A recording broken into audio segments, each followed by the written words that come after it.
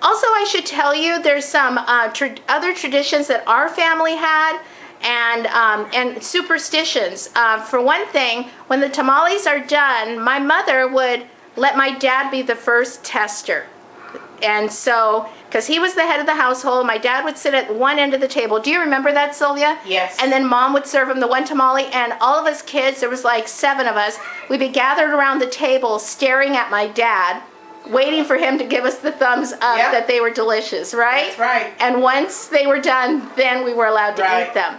Yeah. And my mom used to make them really hot and spicy, but they tasted really good that way, you know. And we had tamales for a whole week. Yeah. You know, until we were so sick of them, right? Right. You know. Right. And also, my mom, like I mentioned before, she made them on Christmas Eve. Well, the whole family did.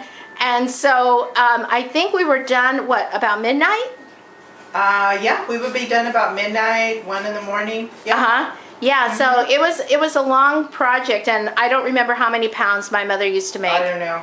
I was thinking 50 pounds, maybe more. I don't know. Maybe I more. just remember it was a lot. Yeah, because it lasted a long time, and there was always plenty to give to neighbors, to other family and friends, and our bosses and teachers, and everybody got tamales.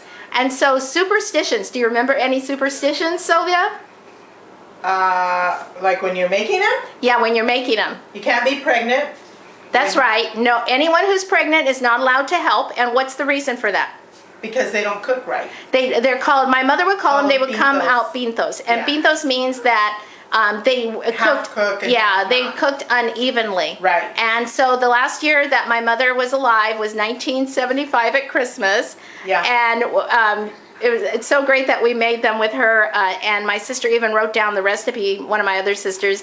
You know, otherwise we wouldn't even have had it. You know, I still have that recipe the way, that's what I you know. use. And so, but anyways, I didn't get to make them. yeah, Sylvia didn't get to make them that year because she was pregnant with her first child, who's now 37. And my sister Stella was pregnant, and so she did help. And my mom was upset with her because they came out pintos. Yeah. They cooked unevenly. And what's the other superstition?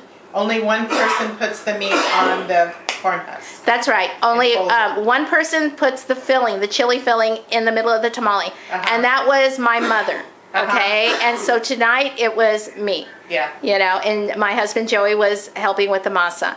And so only one person. And the reason is that if one person doesn't do it, then also they cook unevenly. That's right. That's right, you know. Right. And so my mother was born in the United States, but she was raised in Mexico, and so she did have a lot of these superstitions, and we grew up with them. Yeah. You know, so. And it's like the kids say, why do you put an olive in there? Because Mom did. Yeah, my mom put the olive, and like I mentioned earlier, it was like a little surprise for us. Back then, though, some of the olives had pits in them, remember? Yeah. And sometimes, well, I think they all had pits when we were younger. Yeah. And then they started making them unpitted and with no pits and with pits. And now you don't even find them with pits anymore. I don't think so. I haven't seen I mean, so sometimes we'd forget and we'd bite into it and almost break a tooth. Right. You know, good thing we were young. You know, so. But I think that was it. And with the second batch, I told my sister about that.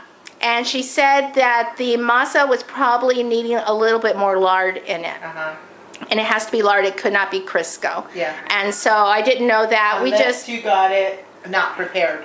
I don't know if you got it. It was prepared. It was? It was prepared, yeah. We bought it at the same store. And so I was a little disappointed with the second batch of masa, but we were able to finally get it all done.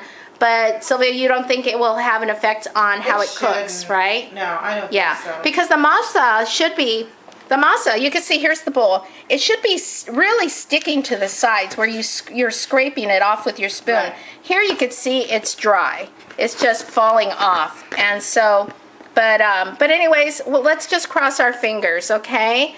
And so, there's the pot. Right there on the stove. This is exciting. It was always an exciting time for us. And so, anything else about the tamales? No, that's it.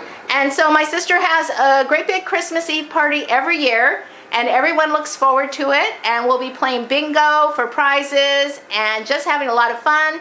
Family, fun, friends, and eating. Lots of food. Eating tamales.